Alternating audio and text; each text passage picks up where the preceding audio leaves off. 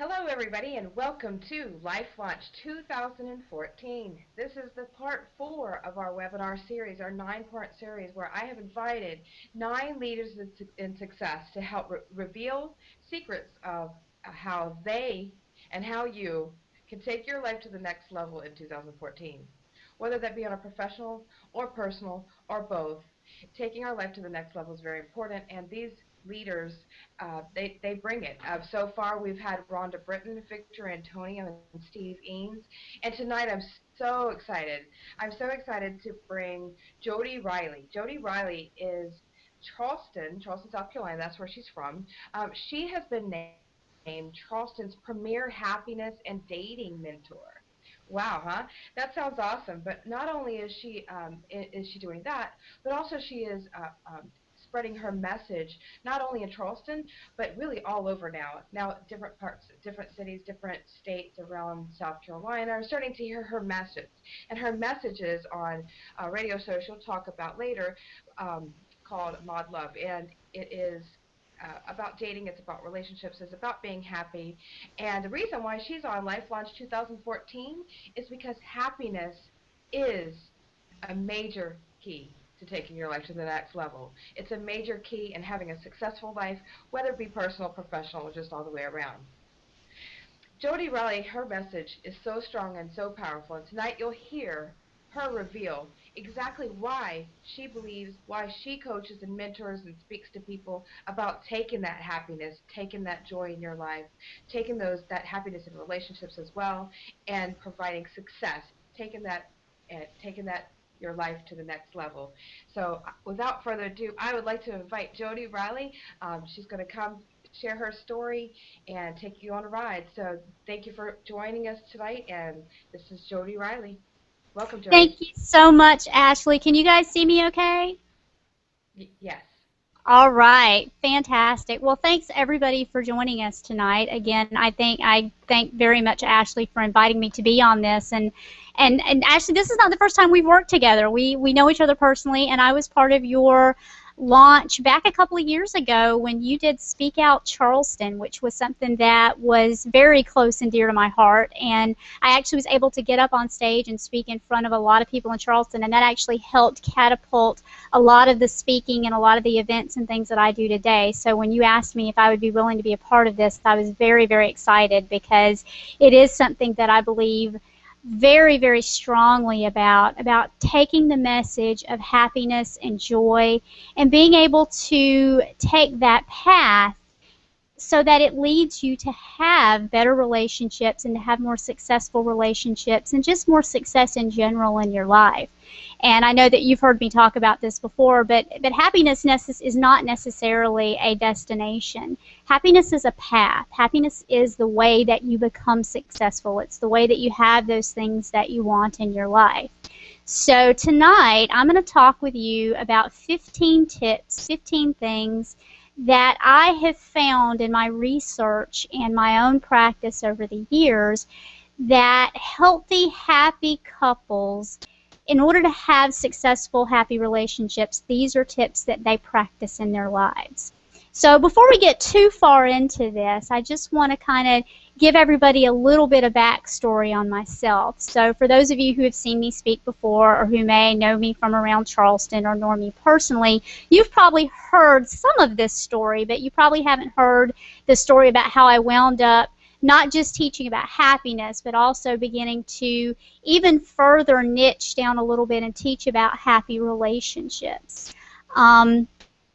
It started kind of, for me, this whole journey started back in 2004 when I kind of found myself suddenly single after the surprising end of a long-term relationship that I had been hoping was going to result in a marriage.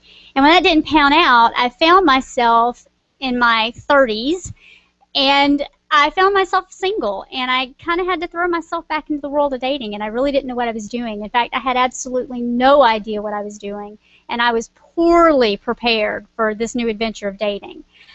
So right around that time, online dating was kind of beginning to take off, and even though I didn't really know anything about it, I decided that it had to be better than trying to navigate the bars in a college town full of 18 to 20-year-old kids who, you know, I just had absolutely no interest in that scene. So I put up a profile and I kind of started on my journey. And it wasn't necessarily a pleasant one to begin with, and it really, I have to say now looking back on it, it taught me so much more about myself than it taught me anything. But after about a year or so of struggling with it and never quite feeling like I was making any connection with anybody, or I was really getting any closer to having the kind of relationship that I wanted, sort of out of sheer frustration, I started to blog about my experiences, and I had absolutely no idea the kind of reception I was going to get, but it wound up being a fantastic, warm reception from the world of bloggers and the world of people who read blogs, because a lot of them were struggling with their own dating and relationship problems, and I had absolutely no idea. I thought I kind of was the only one out there struggling with it, so it was very encouraging for me to realize that other people were struggling too. And so, sort of out of almost by accident, I began sharing some of the stuff that I was learning through my own dating processes with other people, other bloggers, other people that were following my blog or reading my blog. And I just kind of started sharing some of that stuff. But not was it just about the dating. I also started sharing the stuff that I was learning about just being happy with my own life regardless of what my relationship status was. So in 2008, I decided that I was going to kind of take my psych degree and I was going to turn it into a different kind of career. I was no longer happy just working in a mental health clinic or working in the population that I was working. So I decided that with my 15 years of experience in personal development, I was going to start a new career of coaching and mentoring, and that's exactly what I did. And one of the things I noticed, and it really was probably maybe about 2 years ago, I began to notice that about 75% of the people that were coming to me to help coach them on being happier in their lives, those people were actually coming to me with issues in their romantic and their love lives. And I found that very, very much like myself. I realized that many of them had absolutely no idea how to date anymore. The rules had changed, and they didn't know what they were doing any more than I did when I had to jump back into the dating world. So I found myself digging back into my past again, my own personal experiences, and teaching some of these people some of the same stuff I started talking to these bloggers about. And I knew that one of the things I could do, because I had already developed a system to help people, you know, have more happiness and joy in their lives. I called it the 5 Steps to Better Living. I knew that I already had a map and a blueprint for also teaching them how to have happier, healthier relationships and how to attract their ideal mates. So what I actually wound up doing in helping other people, I actually wound up attracting myself, my own ideal relationship. And it was absolutely everything I could have hoped for. And, you know, it was actually more than I possibly could have hoped for. And not only has Steve turned out to be a soulmate and a best friend to me, but he actually wound up being co-host on the radio show that Ashley mentioned a little earlier. I actually, about a year and a half ago, was asked to do a radio show on relationships. And he stepped in about a year ago as my co-host. And so we actually run the show so that listeners get to hear from a real-life couple about what works, what doesn't, and what leads to true happiness, and what's just a mirage in relationships. And so these tips that I'm actually going to share with you tonight are the ones that Steve and I make sure that we're practicing every day in our own relationship. So without any further ado, let me get straight into the tips. One of the things, number one, that I have learned and that I have noticed that a lot of successful, happy couples do is that they kiss one another, and they kiss a lot. People who are in happy, healthy relationships, they continue to do these romantic things even after they've been together for a long time.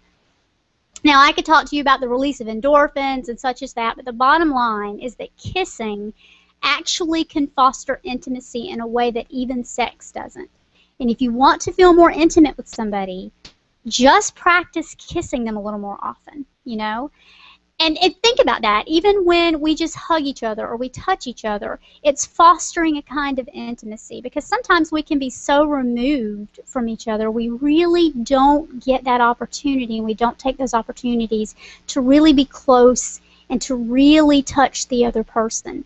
And sometimes if it's only ever going to lead to sexual contact, people kind of shy away from it because that's not always what someone needs. Sometimes someone wants intimacy that's not necessarily going to lead to sex. And kissing is a perfect way to make sure that you're becoming very intimate with somebody. Because think about it, you're actually face-to-face touching somebody when you're kissing.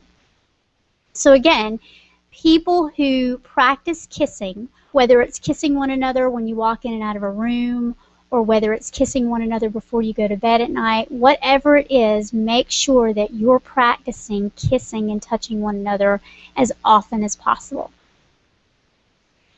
The next tip that I've learned is that happy and successful couples, they have each other's back, even and most especially when they don't agree on something. Now think about it this way, and those of you out there who might be listening tonight, I don't know if you have kids or not. Now, Steve and I don't have any kids, but those of you who might be parents, think about a time when maybe you have disagreed with one of your spouse's parenting ideas. So say they gave out a punishment that you didn't necessarily agree with.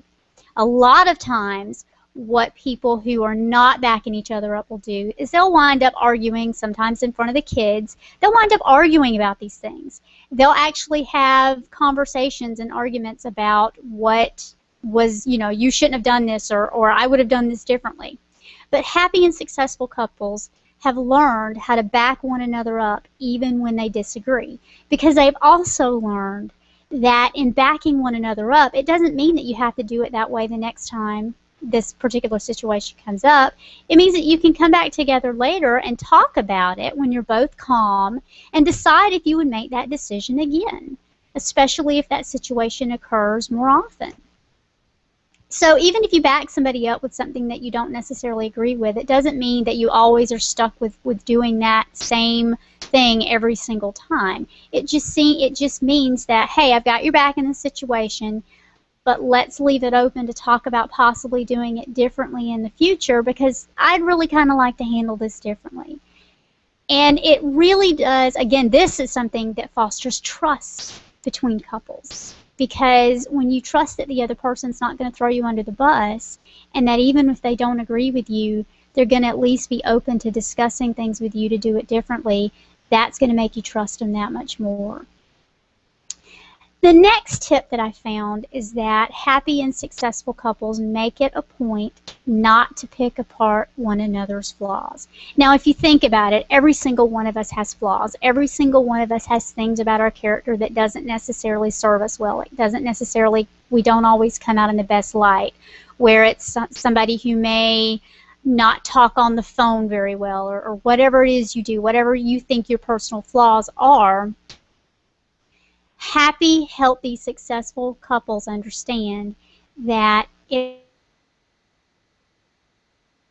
someone else's flaws. They understand that they're each different, and they each have their own struggles with whatever it is that they're dealing with day to day. And so rather than focusing on each other's shortcomings and reminding each other of them, they accept each other for who they are and not who they would like for them to be. And this kind of goes along with that idea of expectations, which we'll get to in a second. They don't set these unreasonable expectations, or even reasonable expectations for one another. They don't pick apart those flaws. They don't pick on one another for things that they might be struggling with.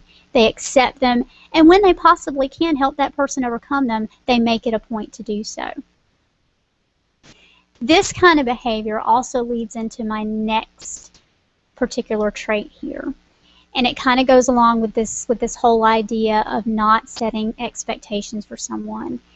The happy, successful couples will focus on one another's best traits.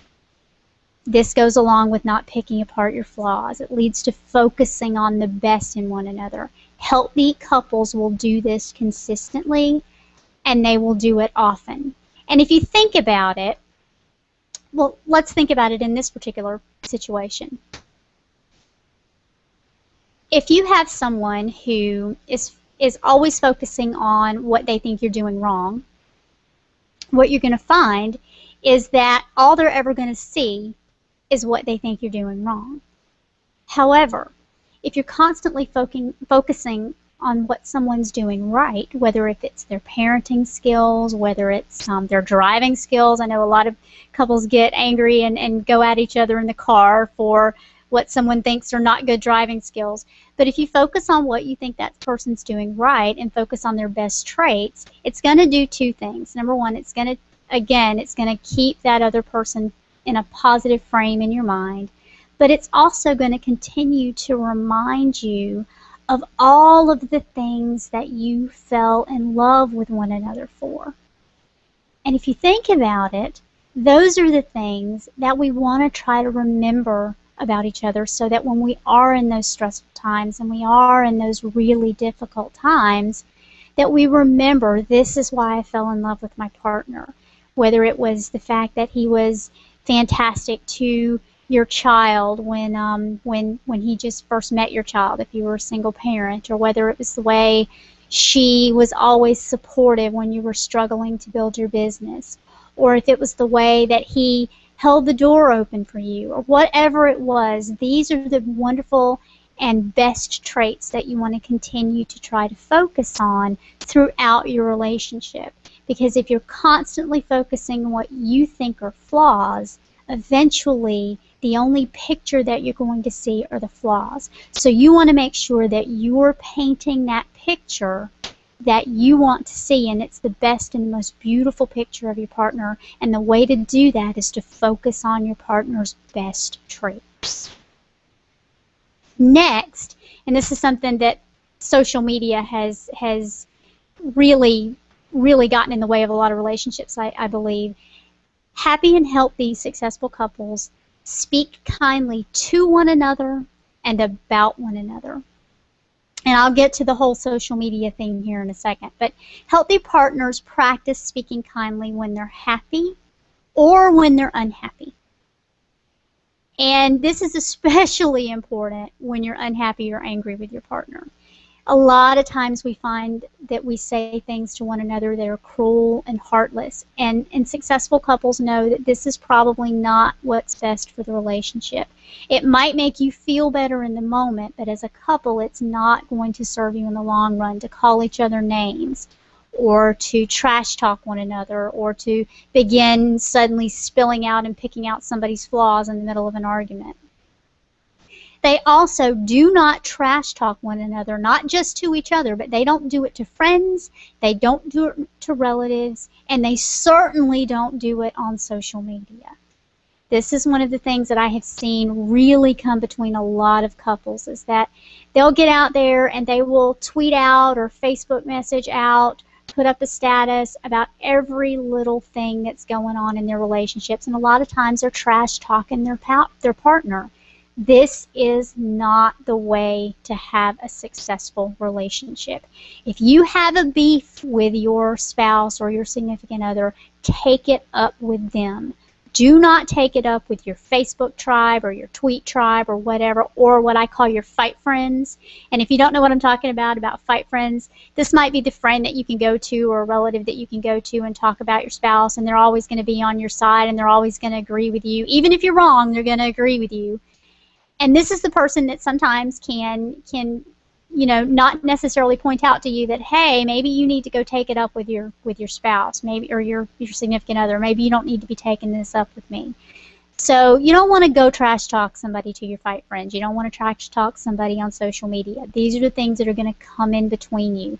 Instead, take it up with that person. Take it up with that person in a manner that is going to serve your relationship well. And one of the other tips that I'll talk about a little later in the actual list here is taking it up with them in a way where you can be calm and rational and not necessarily illogical and irrational when you're trying to have a conversation, because again, that doesn't serve your relationship well either. You want to make sure that you're being as calm and rational as you possibly can. My next tip, which might seem to be a little bit unorthodox, and a lot of people might not actually think about this, but happy and successful couples make sexual intimacy and intimacy in general ritualistic. Now, when I say ritualistic, I don't mean that they're having, standard boring sex or intimate relations just, without any variety, or that it's at the same time every single Friday night at 8 o'clock and you be here and I'll be here and everything is exactly the same. That's not what I'm talking about when I'm talking about being ritualistic. Ritualistic intimacy simply means that you set apart time regularly to be intimate. Now, it doesn't necessarily always have to be sexual. It can be intimate in a way that doesn't necessarily lead to sex, but it can be sexual intimacy, and that should also be a part of your ritualistic time together. Steve and I have made it a priority that every Sunday is our day together. And we've talked about this on the Mod Love show. And if any of you have ever listened to the show, you'll know that we kind of tease about having our Sundays. But what this has done is this has trained everyone around us to know that, hey, if you make plans on Sunday, you might want to check with Jodi and Steve to see if they're actually going to be able to come, because that's Jodi and Steve's day. Now, that doesn't necessarily mean that every single Sunday, all day long, we have to spend to one another. Other stuff comes up. Life comes up. I mean, some Sunday nights I have webinars to go do, and sometimes Steve has a play, or maybe, and even tonight while I was prepping for the webinar, Steve went to an audition for a film. So there's all kinds of things that can get in the way, but as long as the two of you are committed to making sure that you have time together and you set aside time together, and it doesn't have to be an entire day. It just means that you set aside time together each and every week. And I would say, if you can, each and every day. If it's nothing but, cuddling before you get out of bed in the morning, in between the alarm and the snooze, whatever it is, make sure that you're doing it consistently and that both of you are on board and practicing it, so that you continue to have this feeling of closeness and you're continuing to foster that intimacy in your relationship. Because otherwise, what happens is we just kind of let everything else get involved. But if it's on the schedule and you know you're going to do it, and your kids know that, yeah, mom and dad, they have Sunday afternoon to themselves, or whatever it is, you begin to train people around you that this is time that you have set aside for each other as a couple to just be together and to spend time doing those couple things. The next key is something that, should be, I believe, a little bit more obvious, but it doesn't necessarily always come across. People don't necessarily always think of this. And this is doing things for others simply because it will make the other person smile or feel good. Now, I don't have to explain to you that we are not responsible for how other people feel. However, we can have an impact on how other people feel. And what I've noticed about healthy, successful couples is that they understand that sometimes doing something for no other reason than it will please your partner will go a very long way towards a happy and successful life. Now, I'm not talking about, self-sacrifice of biblical proportions here. That's not what I'm talking about. I'm talking about simply taking small steps, maybe eating pizza because your partner loves to eat pizza, or going to a movie that he or she wants to see. And I can give you fantastic examples of the way that Steve and I do this. Steve loves pizza. I don't particularly eat pizza, but a lot of times he will want to go to Mellow Mushroom here in Charleston or someplace like that because he wants pizza. And I will go, and sometimes I'll eat pizza if I find that I'm sort of in the mood for it, but most of the time I'll go have a salad or I'll go have something else, and he gets his pizza fix. I even learned how to make homemade pizza because he loves pizza. So I learned how to do that because I wanted to do something that I knew would mean something to him and that would feel good to him, even though it's not necessarily something that I would have learned or done on my own, because I'm not really a big pizza fan. Steve has watched movies that he didn't particularly want to see, but that he knew I would like, and so he went and he would watch movies with me. So we do these things for one another because we simply want to make each other feel good, and we want to try to make each other feel good as much as possible. Now, it's not always going to be possible that you can impact the other person, their day, but sometimes these are the things that if somebody's having a really rotten day, hey, if you come home to your favorite meal because you had a really bad day, well, that's going to make you feel better. So practicing making the other person feel good or feel better as much as often, or just to make them smile, is really truly going to go a long way to making sure that your relationships are happy and successful. The next key is kind of along those same lines. And it's understanding and practicing the principle that what is good for one of us is good for both of us. Now again, this is not something that I'm talking about huge self-sacrifice, but it is something along the lines of figuring out a way to, say, perhaps allow your partner to take a less stressful job or go back to school for a degree if it's what he or she is looking to do. They understand that what builds up one of you builds up both of you. So let's take a step back for a minute. Let's say, for example, I'll use an example in my life and Steve's lives. I don't at all begrudge Steve any of the time that he goes and does things for movies, or he may go on modeling jobs. And he doesn't begrudge any of the time that I spend, working on my website or working on webinar or workshop materials. We both know that what is good for one of us and what makes one of us successful and happy is going to be good for both of us. Now, this makes it a little more challenging because he and I don't live together. We're not married. We're simply dating. We're together, and we're together a lot, but we don't live in the same house. So sometimes I have to come home here and work on things, and I can't necessarily be there with him all the time. And we do have times that we wind up sacrificing maybe time we wanted to be together or other things that we wanted to do, simply because the other person needs to go and do something that's going to contribute to their own happiness and their own success. And we've learned how to navigate around that, because we both know that if he's out there being happy and following his passion of doing the modeling stuff and the acting and the improv and the Cardinal James show, he has another radio show that he does a lot of stuff for. I know that if he's out there spending time being able to pursue those passions, he's going to be happier. And if he's happier with himself, then he's going to be a happier, better partner for me. So understanding that it's not about huge self-sacrifices. It's not about giving up, living in your favorite house or whatever. It's not about these huge things. But sometimes there are these little small things that you might give up, whether it's time together or, like I said, maybe figuring out a way to budget to allow your spouse to take a job that's less stressful than the one they're in. But it is figuring out a way to do these kinds of things so that you can build your relationship and build both of you up by focusing on allowing each other to live out your passions and be happy individually.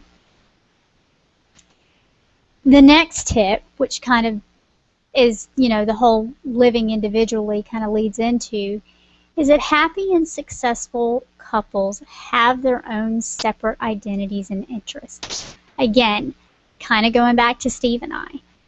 Steve is into acting, he's into modeling, he does improv, he does a lot of stuff in the theater.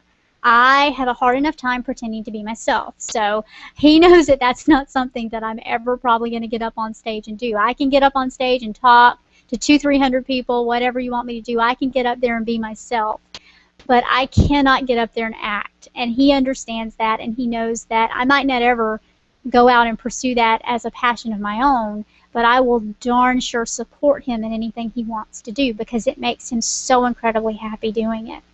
So even though it may seem like he and I are together a lot, and it may seem like every time you see us, we're always together, well, a lot of it's because we just don't take selfies of ourselves a lot, but we will take pictures when we're together. He and I still maintain not only just friends and interests, but we maintain these other passions outside of one another. I have a passion for the things that I'm doing with my radio show, with the Mod Love stuff, and I have events and things that I do, workshops and networking and things that I do to build up that business, and that is an interest and a passion that's not necessarily his, but that he fully supports and he understands, and he gives me the time to go out and do those things. He gives me time to go and just do girlfriend stuff. And I encourage him to go out and do things with his guy friends, to have guys' night out, because I understand, and he understands, that having outside passions really is a good thing for the relationship all around, and that if we support one another, it's just going to make us stronger as a couple. So neither of us are ever going to be what you would call jealous or insecure about each other's outside interests or passions. We're not jealous of one another's friends. We understand that by going out and being able to foster our own individuality, that makes us come back together as a couple and a unit that much stronger. So I encourage you in your relationships, have separate identities and interests. It doesn't mean it's going to take time away from you, especially if you follow that rule I talked about a little earlier about making your time together ritualistic.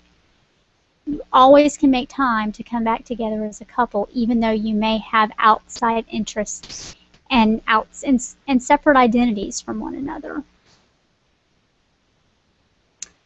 Another really interesting trait of couples that are very successful is that they have this uncanny ability to adapt. And this is just understanding the world and understanding that crap happens. It does. Stressful things happen at work, stressful things happen with the kids. You have in-laws, you have friends, you have all of these things going on that are sometimes inside your relationship, but also outside and separate from your relationship. And happy, successful, healthy couples learn that you can always adapt. You don't always have to do things exactly the same way. If game plan A didn't work, well, maybe we need to sit down and come up with game plan B and execute that.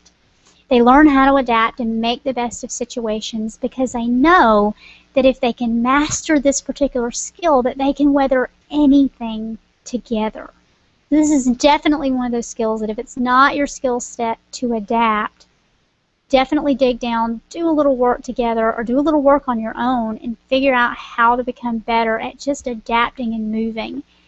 One of my favorite ways to think about this is, and I believe it was from the Tao Te Ching. I believe it was Lao Tzu, who is the author of the Tao Te Ching, who actually talks a lot about in his writings about water. Water is one of the strongest things that you'll find on Earth, and it's not because it's hard like a diamond or a rock, but water is adaptable. And if there's an obstacle in the way, water will just adapt, bend itself, and go around it. And if you don't believe in the strength and the adaptability of perseverance and the perseverance of water, just take a look at the Grand Canyon. Because the Grand Canyon was created by water. Water that adapted, and water that flowed, and water that moved, and water that changed with the landscape. And this is what healthy, happy couples do. If they want their relationship to endure and stay on that happy track, they know that they have to be like water, and when obstacles come up, they adapt, they change, they mold, and they move around them. And that's what you have to do. The next tip that I find, and this is kind of going back to something that I alluded to in one of the other tips that I talked about, is that they make decisions from a logical place, not necessarily an overly emotional place. Healthy couples practice good decision-making and discernment from a place of calm and logic rather than chaos and emotion. They understand the key principle of not making long-term decisions based on short-term emotions. And think about this for a minute. If you're one of those couples who, or maybe you've been in a relationship before where it was somewhat stressful and maybe chaotic and maybe a little tumultuous, sometimes when you're in the heat of the argument or you're in the heat of the moment, you make decisions or you say things that in the long term, they really, really don't serve your relationship very well. It kind of goes back to maybe having these arguments if you don't agree with your spouse about the way they're driving or the way they're parenting or whatever.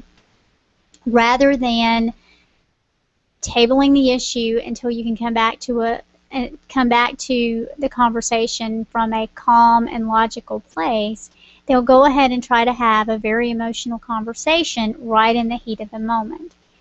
This doesn't really serve anybody very well. So what I would say in this particular situation is to practice being able to table a discussion and come back to it later. Now, I'll be honest with you. I've actually told people, hey, why not, especially if you find yourself getting into a very heated discussion, why not say, let's not talk about this right now. Let's go do something else, whether that means you need to completely walk away and separate from one another, or one of my favorite things to do is, why not go be intimate? Whether that's sexual intimacy, or maybe it's sitting on the couch and making out and practicing that kissing. Sometimes if you stop in the middle of the argument, you bring yourself back to the reason that you love this person and bring yourself back to that intimate moment, it can calm you down and you can bring yourself back to a place that's not as emotional, not as chaotic, and you can actually have a conversation that's going to serve the relationship better. Because again, making long-term decisions based on short-term emotions is never really, really a good idea for your relationship.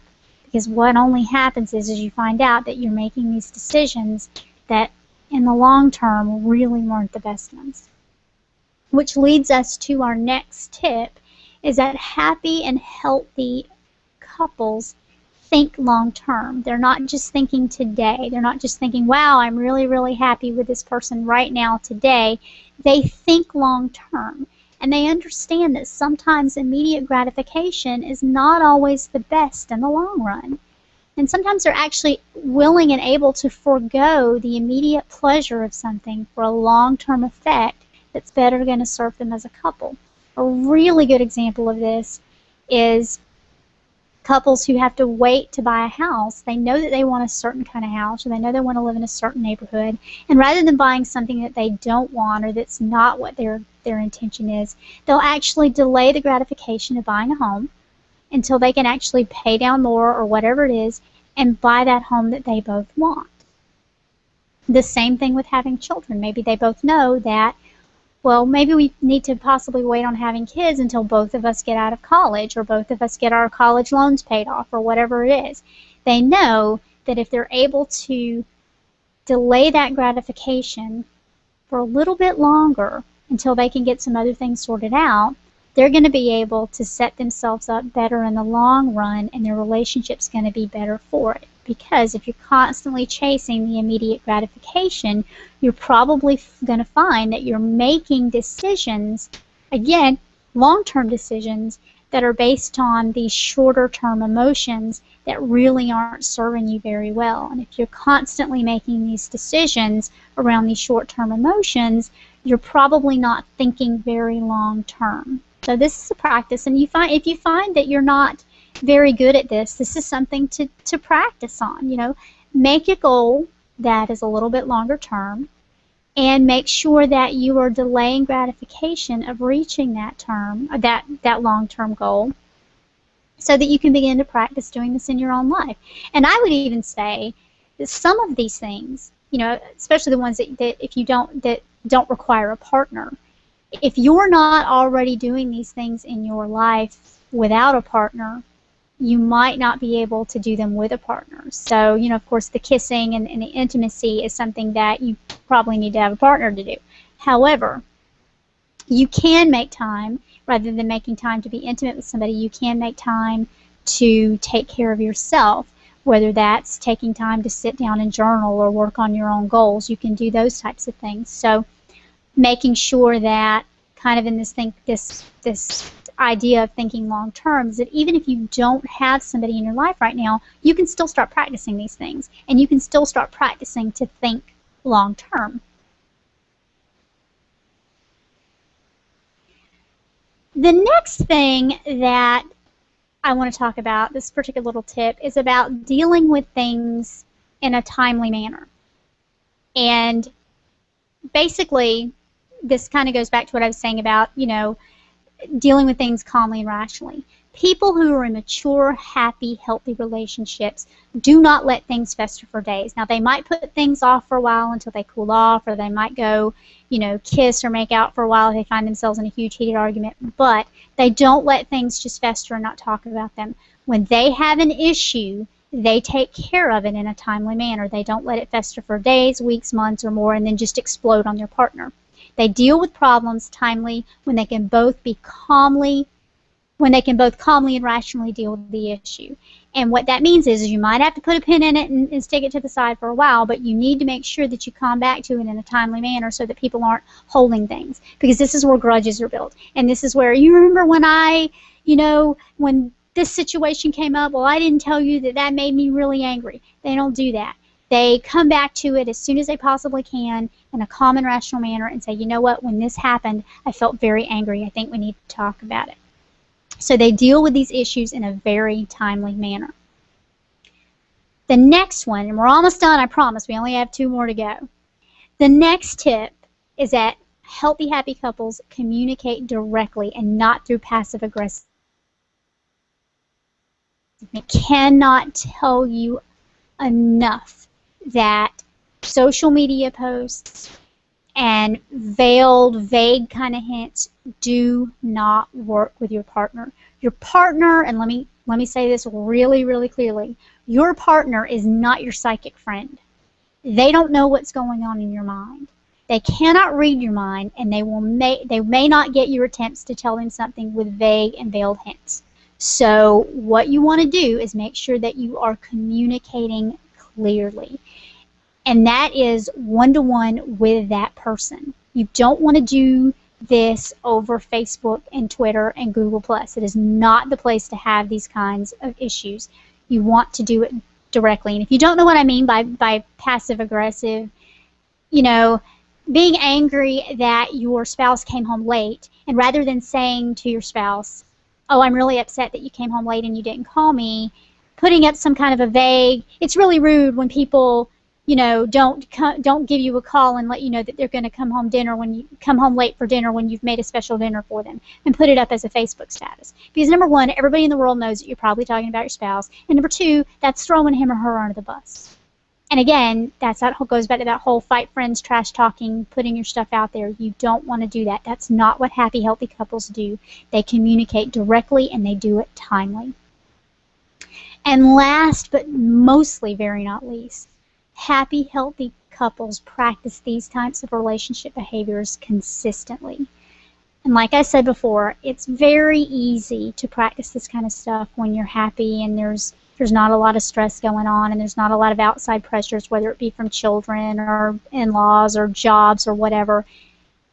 But it's in the practicing of these behaviors during those times that makes couples happy and successful. Because they know that it's easy to practice them when everything is sunny and everybody's happy. But they rise to the challenge and they make it a priority in their relationship to practice these behaviors consistently, no matter what the situation is, no matter if your spouse has just gotten fired from work, or no matter if the kids are screaming, or no matter if your in-laws are somehow getting into the middle of your relationship. No matter what's going on, successful couples have figured out that they need to start practicing these things consistently with one another, not just when they're the most happy. So, that being said, that ends our tips. So just kind of a little summary here. Let me go back here a little bit because I can't see my screen. Happy and healthy relationships really are a constant and a consistent effort. It's not something that you can just do, like I just mentioned. It's not something you can just do when everything's happy and sunny. And I hear people a lot of times talk about relationships being work, and I don't necessarily like to use the term work for relationships. I use the term effort because they are effort. It is an effort to make sure that I have time with Steve every Sunday, and it's an effort that he makes sure that that he knows my favorite foods or whatever. It's an effort, but it never feels like work because it always feels good for us to make sure that we're fostering our relationship. Next, healthy relationships can be a challenge, but they're always worth the effort because it's always easier to walk through this life and to have a successful life when you have somebody sharing all of that with you. These kinds of relationships also are not won by default. They're chosen by people who participate in them. And how they choose them is by practicing some of these behaviors that I've talked about tonight. That's how you choose to have a happy, healthy relationship. And practicing these kind of behaviors is going to lead to a more satisfying and successful outcome for both you and your partner. And if you have children, it's going to model for them the way to be a happy, successful partner in their own right in their own relationships. So, excuse me, so kind of in closing here, as a special gift to all of you who have been here tonight, I want to offer a very, very special offer from my particular business. Now, those of you who may not know me, my website, jodiriley.com, JODIRILEY.com, has a lot of different programs out there, people that I work with. And you might be sitting there to yourself saying, you know what, this is all great, Jodi, and these are fantastic tips, but I have not found a mate to start practicing with. And what I want to tell you is that no fear, absolutely no fear in that.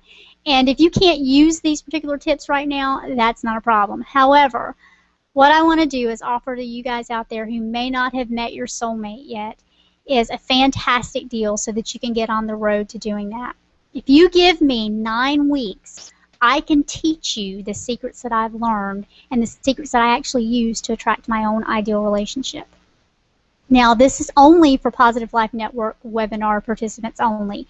The page that I'm going to send you to is a hidden page, and the only people that are going to get the link to this page is you all that are on the webinar tonight, or that you all that have been participating in these 9-day webinars.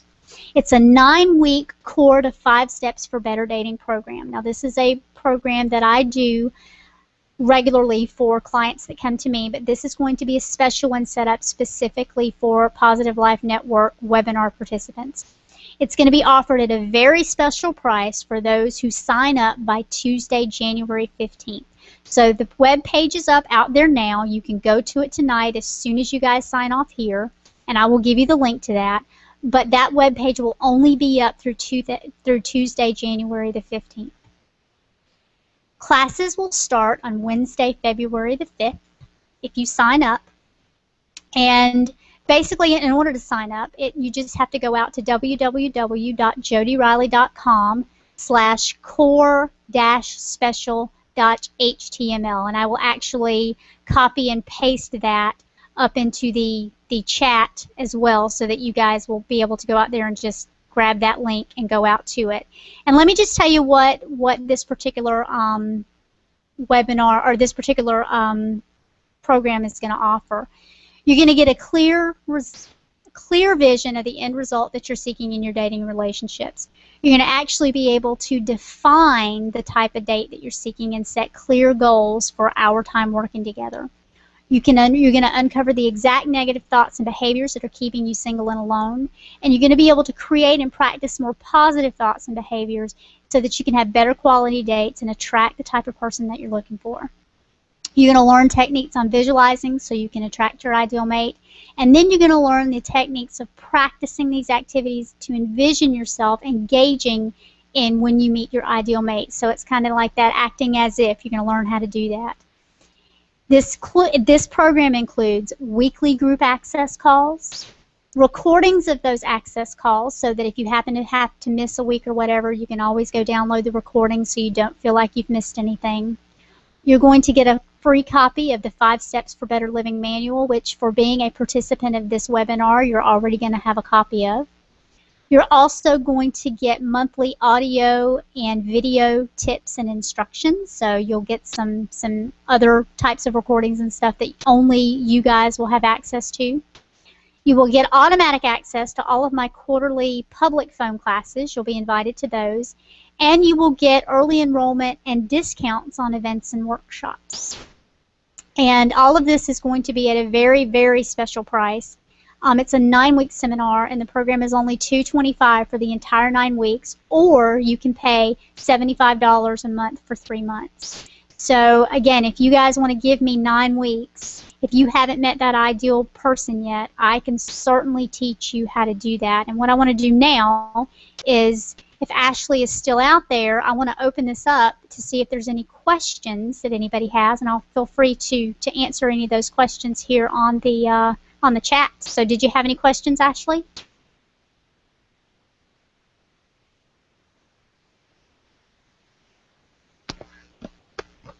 I cannot hear you. I'm sorry. You're on mute.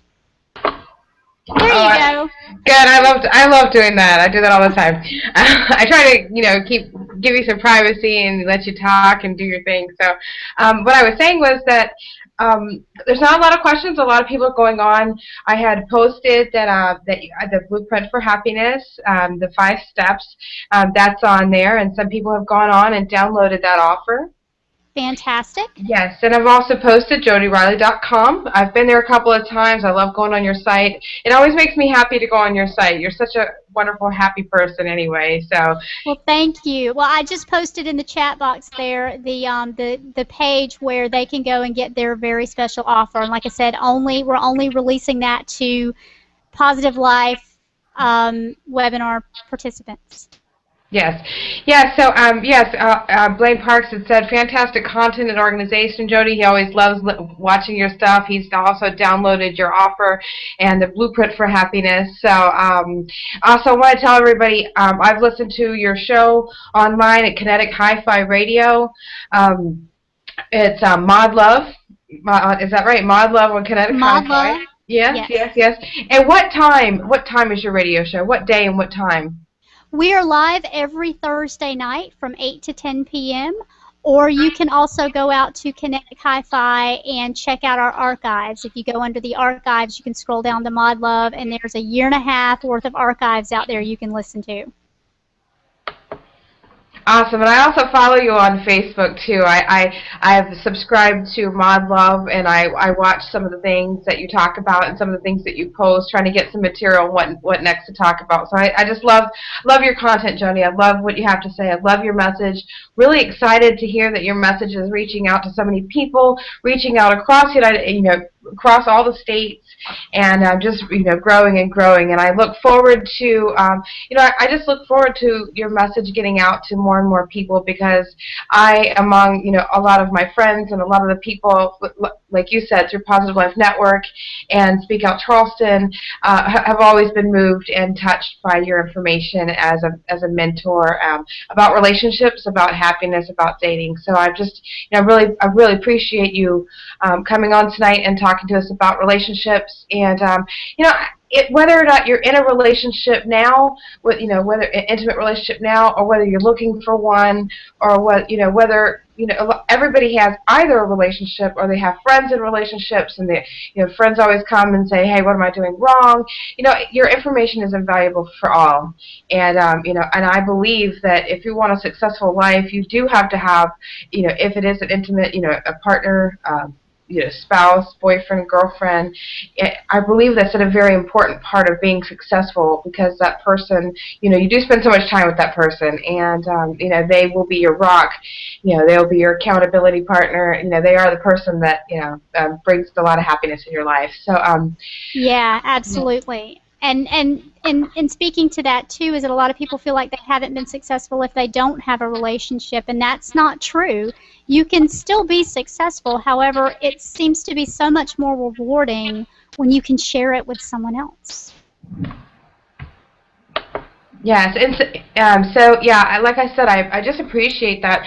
A lot of times we don't get that type of information, the right information on how to deal with intimacy issues, or how to better relationship skills. We don't get that from a lot of places, sometimes from books, but I really appreciate what you do for for everybody on the radio, for all of the things you write, the blogs. I really appreciate you, and thank you so much once again. Thank you so much for being here tonight, and once again, thank you for working with Positive Life Network. Thank you so much for having me, Ashley. I so much appreciated it, and I had a ton of fun. So next time you do one of these, count me in. Awesome. Well, have a great night. Thanks for joining us tonight, everybody, on Life Launch 2014. Join us tomorrow at the same time. It is Monday, January the 13th. We're going to have Brad Axelrad. You know, there's so many things I can say about him, but I'd rather you tune in tomorrow at 8 o'clock p.m. We'll be at the same place at www.lifelaunch2014.com. Share the news, share share this webinar with a friend, and we'll see you there. Thank you so much. Have a good night. Thanks.